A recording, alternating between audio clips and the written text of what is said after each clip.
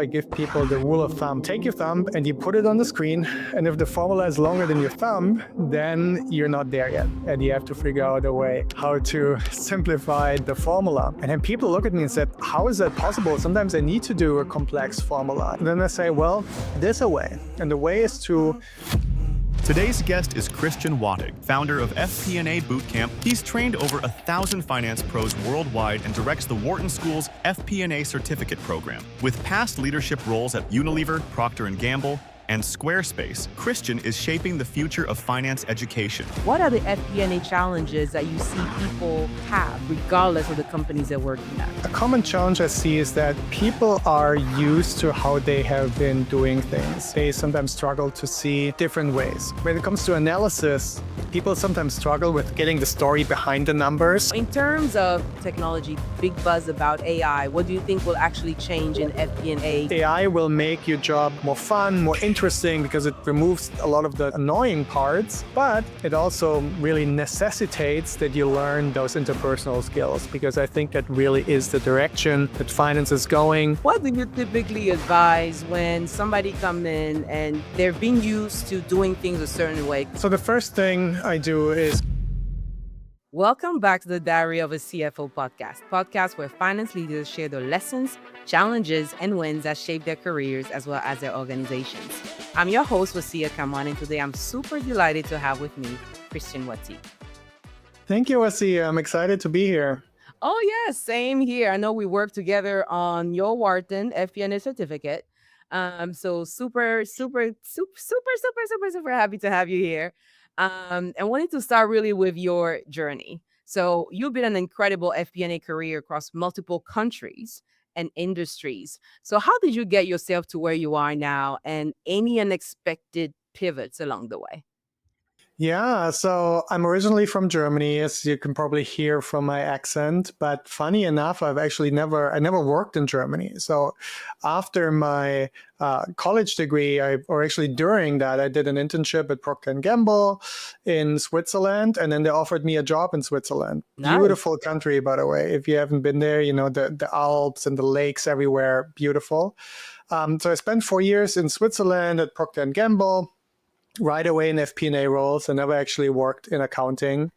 And I partnered with the sales team. And then I also had a chance to build a financial model to build a new factory in South Africa, which was super exciting. It was about launching Tide detergents there. But because of tariffs, it only made sense to do this if we also invest $100 million into building the factory. So a lot hinged on my financial model being right. You know, that was my first really high pressure situation, but you know, I learned a lot during that time. And then, you know, I had met my wife in college. She's originally from the US. And we lived for some time in Switzerland, but it became clear that for her to really feel at home, it made a lot more sense to move to the States, where we both speak the language. And so that's what we ended up doing. I started my career here in the US at Unilever, another consumer goods company, you know, brands like Ben & Jerry's, Breyers, Dove, Lipton Tea. Spent 7 years there in a number of different finance roles. It was a great time because every 2 to 2.5 years, I would move to a different team, either because I got promoted or because it's just part of how these large companies often work.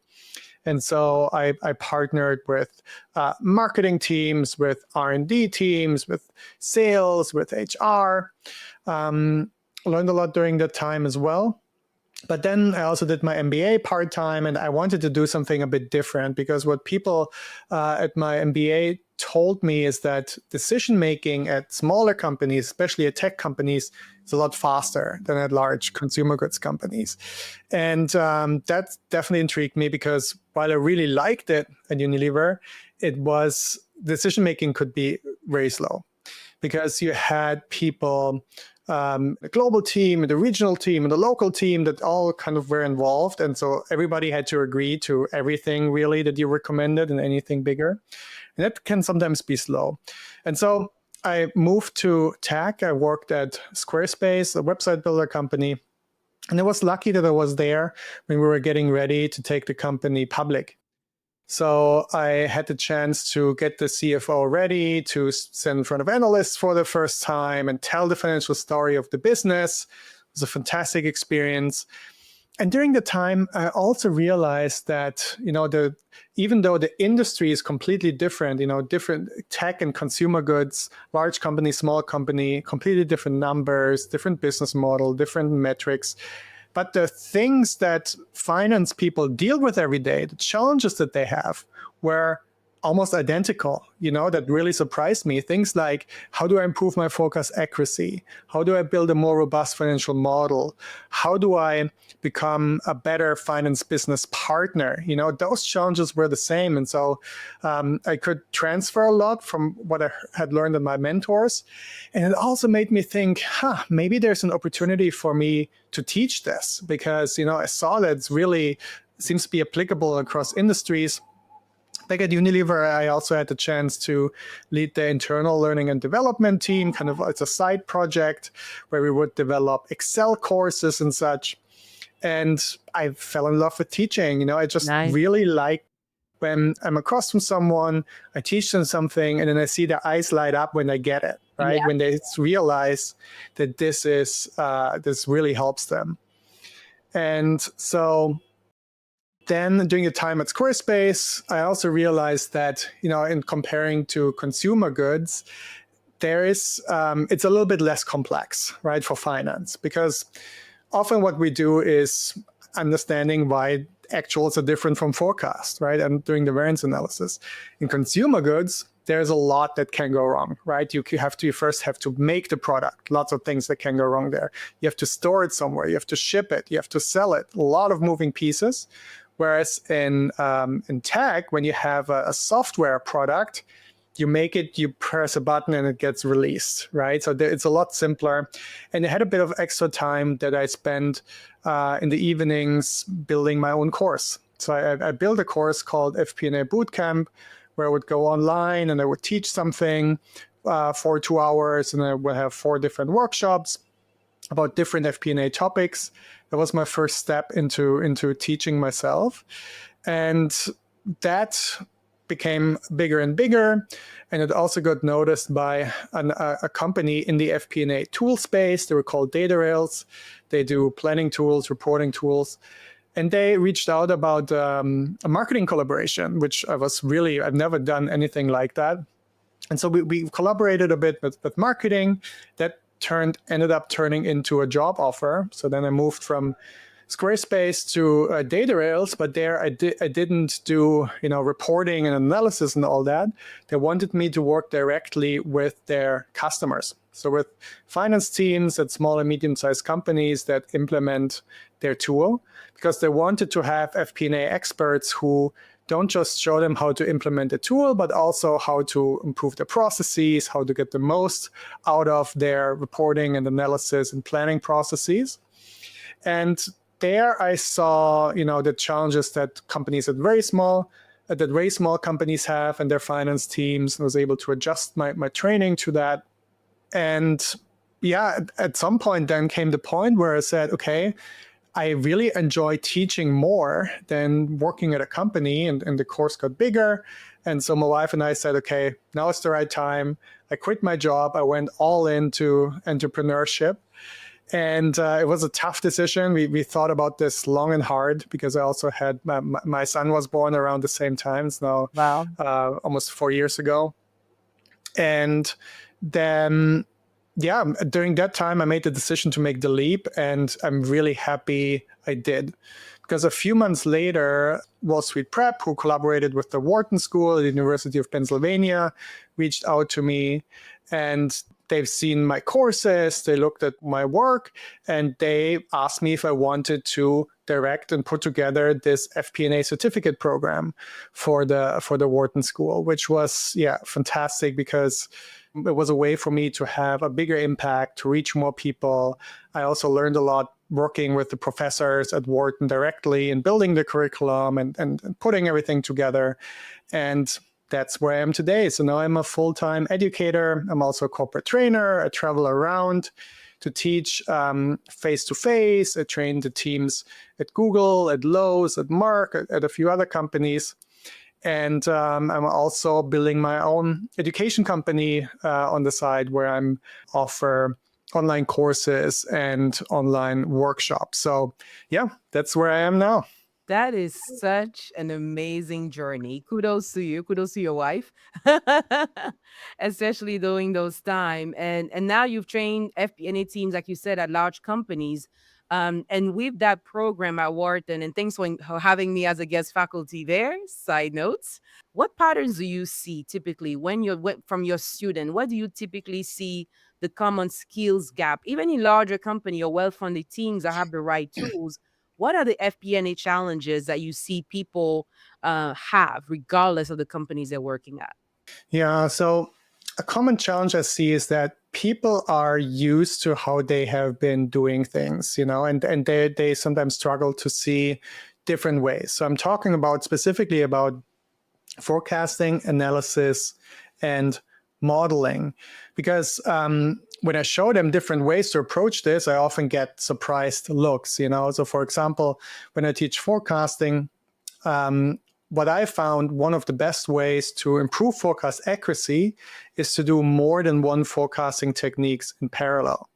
So, and then I teach 5, 6, 7 different forecasting techniques and the advantages and disadvantages. So, for example, driver-based forecasting, time series analysis, statistical models, zero-based planning, market-based approaches.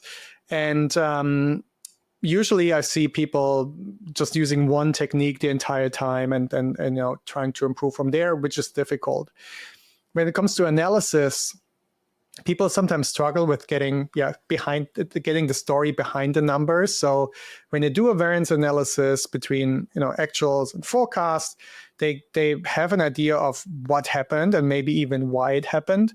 But that's where a lot of finance teams stop. And what I help them get to the so what. What does that variance actually tell us about how we can grow more sustainably, how we can improve profitability, what's the concrete opportunity or risk? And to get there, I teach them things like business driver tree analysis or difference in differences analysis, so different techniques. And then when it comes to modeling, that's especially where I see people often being stuck in their ways and how they've always done things just because they've always done things a certain way.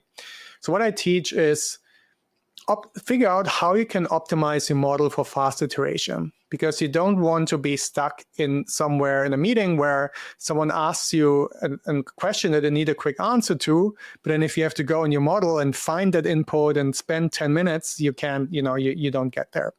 So we look at how do you separate inputs from outputs, and how do you keep your formulas as simple as possible so you can quickly audit them and make sure everything is correct, because I always like to aim for reducing the surface area for mistakes as much as possible in the model. And so I give people the rule of thumb. I don't know if you heard that before. Have you heard that before? The rule of thumb in modeling? So that's where you take your thumb and you put it on the screen. And if the formula is longer than your thumb, then you're not there yet. And you have to figure out a way how to simplify the formula. And then people look at me and said, how is that possible? Sometimes I need to do a complex formula. My business is complex. But then I say, well, there's a way. And the way is to break the formula up into multiple steps and then have multiple rows that calculate different parts. And then at the bottom of the screen, you just add the different parts up. Then each individual formula is shorter. It's much easier to review, because if you hit your F2 key in Excel, you can see everything neatly on one screen without having to scroll. And so that's what I teach in financial modeling, for example. But then the other thing where I'm often surprised that there are gaps is when it comes to AI. Because when I ask people, okay, what do you use AI for in your job? They say things like, help me write my emails, maybe even help me prepare for a presentation. But there's so much more you can do, especially in financial modeling as well. So when I teach financial modeling and someone asks me, hey, how do I do this formula? I'm not familiar with this formula. Can you walk me through? I tell them, no, I'm not going to walk you through how the formula works. Why don't you open up ChatGPT or Copilot or whatever your company is using, and then show me the prompt, and then I'll help you with the prompt to get there. Because I'm always looking for ways how I can teach people how to catch the fish rather than just handing them the finished cooked piece of fish. And then often what I get back with is they show me the prompt and it's 3 or 4 words. People sometimes they treat AI like Google, but if you do that, you're not getting the best possible results. True. So then we go over how do you write a prompt where you provide background and context and the right level of detail so that the machine can give you a good answer. But if you do that, these tools can walk you through exactly how to write the formula, what the different parts do, and they even give you a finished formula you can paste into Excel and see how it works. And sometimes it works, sometimes it doesn't, but that's okay, because even if it doesn't work, you're learning something, you're going back, you ask follow-up questions until you're there. Wow. Yes. I love that approach of really using AI, because I do it too when I'm stuck on the formula, especially if I haven't used it in a while. I do use AI. But I wanted to take a step back about the different forecasting techniques. You mentioned driver based and other techniques that you're using for different part of the P&Ls. Can you share like your top 3 favorite, or maybe per specific line on a P&L? Yeah. Yeah, so for revenue, I'm a big fan of driver-based forecasting. So that's where you think about, okay, what are the 5 to 10 things the company is doing that have an impact on revenue? And with things, I mean things like, are we increasing our marketing investment in a certain area? Are we hiring more salespeople? Are we planning to roll out a new feature? Are we entering a new market? And then you need to talk to the people who are responsible for that. That's super, super important. This can't just be a finance exercise. And you estimate the impact on your revenue with each of those. And I like that because it's a model that you can that stays relevant throughout the entire year, because every month you learn something new about at least one of those drivers. You can go in, you can update it, and so it stays up to date. And I also like that it forces you to really understand the business. That's so important in finance, is that you don't just look at what you get out of your ERP system, but you look at what are the strategies people are using, how do they translate to tactics, which tactics are working, which are not working. And the result of that, what are the drivers, right? What are we actually doing differently? And putting that in the forecast. So that's number one. I'm also a big fan of zero-based planning, especially for identifying cost savings. So that's where you either pretend you start the company from scratch and you think about which expenses do you actually really need. That's doable when you're a very early stage company, but for most mid-size and larger companies, it doesn't work. But what does work is you can make a list of your expenses and then go through them, group them by whatever they're trying to achieve, however they're connected, and then review them and say, okay, this looks high, we should probably do a tender and look at different suppliers. This one has a great return on investment, we should keep it. This one, someone implemented this vendor 10 years ago, we don't really know what they even do. Let's look into that and let's consider whether we can eliminate that. And that forces you to address status quo bias, right? Status quo bias means we've done things a certain way, things are working okay, so we don't even look at it anymore, right? Because there are other more urgent things in front of us, other fires to fight.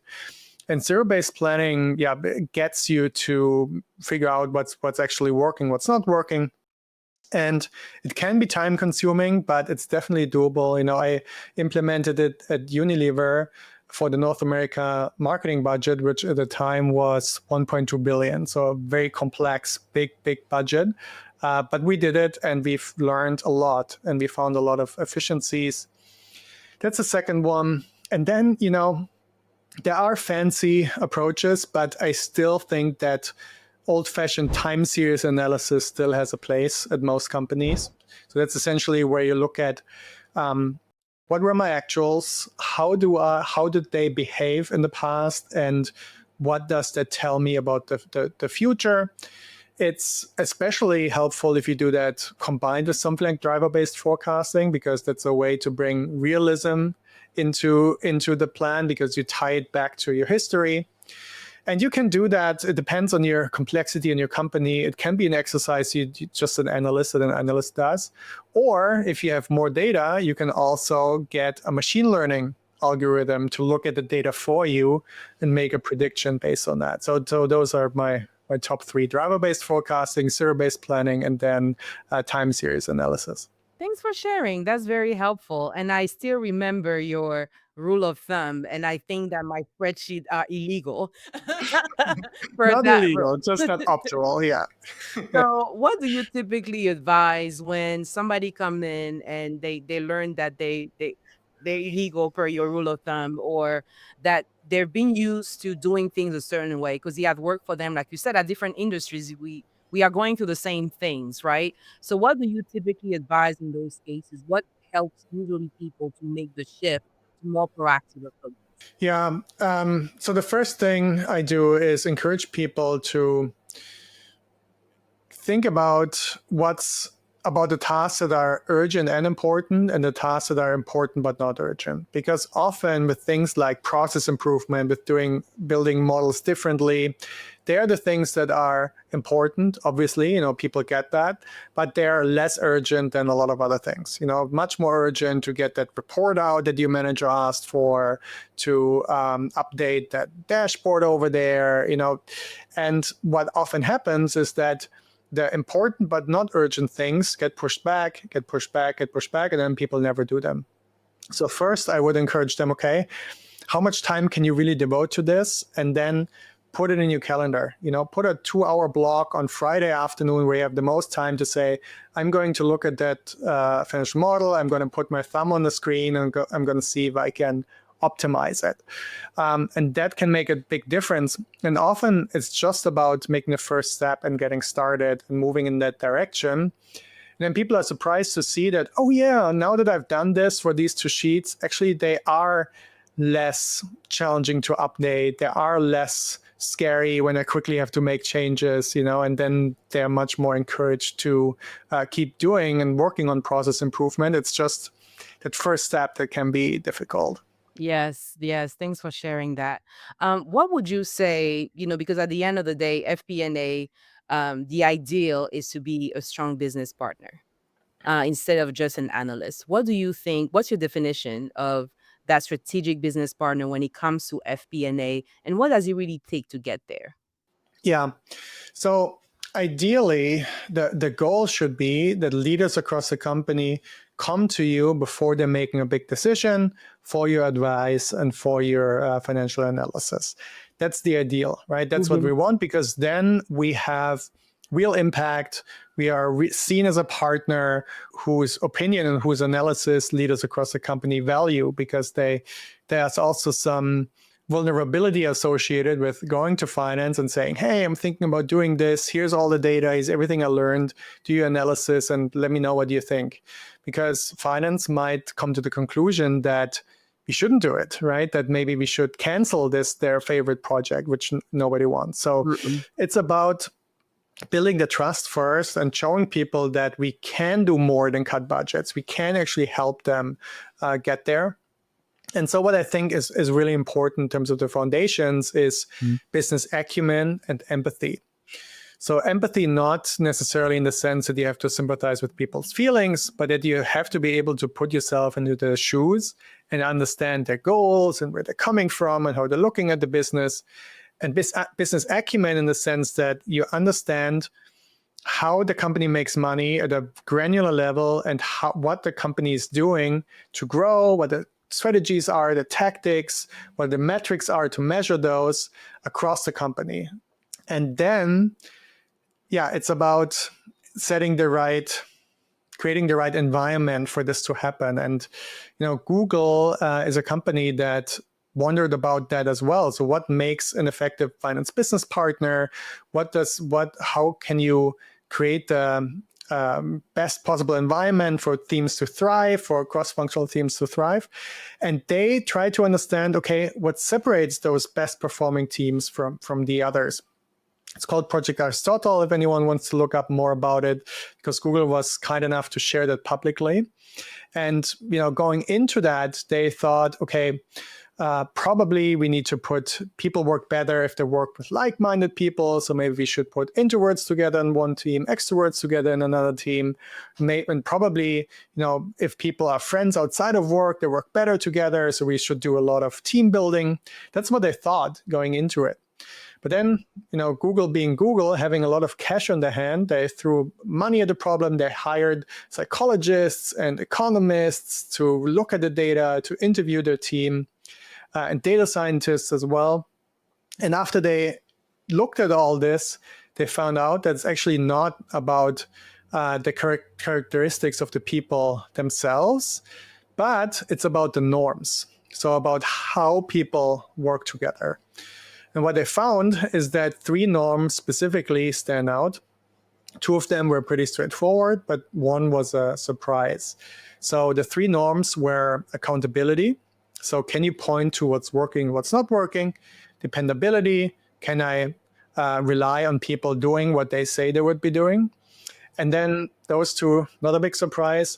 But a big surprise was psychological safety. That ended up being the number 1 norm. And psychological safety, for those of you who are less familiar, means that you have an environment where people feel safe to speak up when they think something isn't working, to share mistakes that happened, and to admit those mistakes without fear of repercussions or fear of retaliation. And they realized that the teams that had that psychological safety performed the best by far. So if you're at a company where you're leading the finance team, I would definitely make this a priority, because this has to come from the top, right? That leaders have to create that trust, that ability for people to speak up, to share when they think something isn't working well. And then teams end up working better together, and you create the best possible environment for business partnering to thrive. Yes, and I remember when you were speaking at Engage 2025, I think your session was getting your seat at the table, and you mentioned you faced it in your career. Would you mind sharing it to our audience? Yeah, so when I was, so I'm going to keep the people in the company anonymous, because it was experience that was not very pleasant. So I was newly promoted, leading a large team, and a few months 2 months into the role, a member of my team made a mistake. And it was an accounting related mistake where they booked a journal entry incorrectly. And it was not a simple mistake. It was actually a very complicated calculation behind it. And the analyst thought they did everything correctly. I didn't catch it. I wasn't up to speed enough. And I also thought the entry was okay. It turned out a month later that the entry was not okay. And we had to, of course, we immediately flagged it. Unfortunately, the correction that we had to book made the numbers less favorable. So they made the correction made the numbers worse than they were before. And nobody likes that kind of surprise, right? Yeah. And unfortunately, the correction was so big that it wouldn't go unnoticed. So I talked to my manager about it, and I said, look, this happened. And what she said was a bit shocking for me, because she said mistakes like this are unacceptable, and that I should tell my team that, and that we need to look into letting that analyst go. And I just thought that was the completely wrong response to that. Definitely didn't create psychological safety. I didn't pass that on to my team, what she said. And I really do think that instead, what she should have said was, okay, this happened, this is obviously not good. Let's talk about the process, right? Let's talk about how we can put additional checks in place, how we can reduce the likelihood of this of an issue like this happening again, right? Let's understand what additional training can we do, what can we change in the process. That's, I think, how you need to approach something like that, and what would actually protect psychological safety, because it tells people that, hey, you make a mistake, you flag it, you correct it, you learn from it, you put checks into place, and that's fine, right? That's how we should approach it. So that was a learning that really opened my eyes as well about the importance of psychological safety and how you approach this and how you not approach issues like that. We didn't end up having to let that person go, fortunately, and in the end it was okay. But yeah, it was definitely a moment where I learned a lot. Oh yeah, and thanks for sharing that too, because it happens. I've been in those situations too, and as a leader, you own up and you advocate for your team and you move forward. So what do you think, or what do you wish more senior finance leaders did to really set them teams up for success? Because I feel like when we think about success as FP&A, we're thinking FP&A tools, right? But it takes more than that. Right. That's definitely part of it. But, first, what I often see is that people get promoted for their technical skills, right? The first promotion from senior analysts to managers, often because you're great at modeling, you're great at your technical analysis, forecasting skills. But then when you get promoted and maybe you're leading your first team, what people expect from you changes, and now your interpersonal skills are much more important than those technical skills. And I don't see a lot of companies investing enough into the middle management there. Some large companies, very large companies like Unilever, like Google, like Merck, like Lowe's, where I trained, they do a better job. They see the importance of that skill training, especially at that transition from individual contributor to manager. But a lot of small and medium-sized companies don't. So I think that's the first thing is that I'm advocating for, is investing more into the training of their individuals. But then, as you said, tools play a big role as well. I would even go as far as saying they play a role in job satisfaction, and how motivated people are. Because I've worked at companies where we only had Excel and then relatively old ERP system. And then I worked at companies where we had cutting edge FP&A tools that automate reporting. And the difference is just night and day. If one of my biggest fears in FP&A was, what if I made a mistake and I copy pasted the wrong numbers, or I messed up a formula, then I present the numbers and people realize immediately that the numbers are wrong, right? That's kind of the horror scenario. But then when I worked at a company where we had this FP&A tool in place, that just went away, because I knew that I don't type in any numbers. I don't type in any formulas. It's connected to the cloud. It gets the numbers directly from the ERP system, from the CRM system, from the HR system. And so that it just becomes almost impossible to mess this up, which is great, because then you can spend more time on what does this even mean rather than quality control, right? And it also makes it so that the job becomes less reactive, because the other thing that can sometimes be challenging is, a board meeting is the next day and a bunch of leaders send you requests about, can you send me this report? Can you send me this slide? Can you put this cut of the data together? I want to know the top 10 customers in South America by product. Then you're just pulling everything. But if you have an FP&A tool in place, then they can go get it themselves. They can open up the browser dashboard, they can select the data they want, and they don't have to run to finance just to give them a specific cut of the data.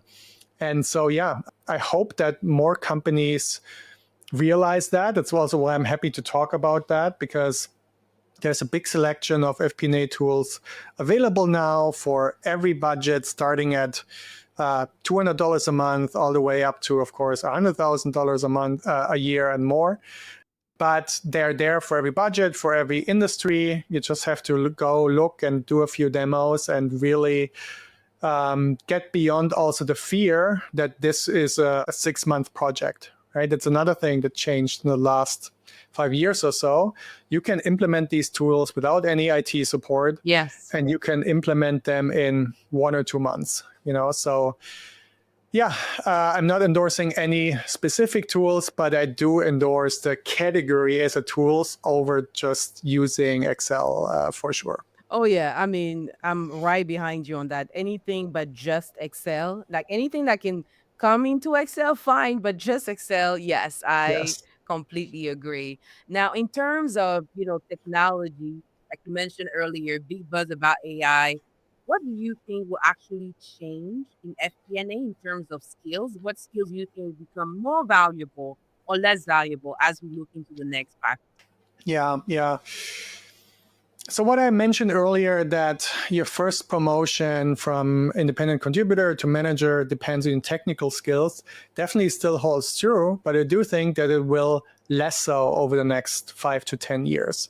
Because even in entry-level roles with AI, with automation, technical skills matter a bit less, because now even an entry-level analyst isn't spending 30 hours a week just on number crunching and report creation.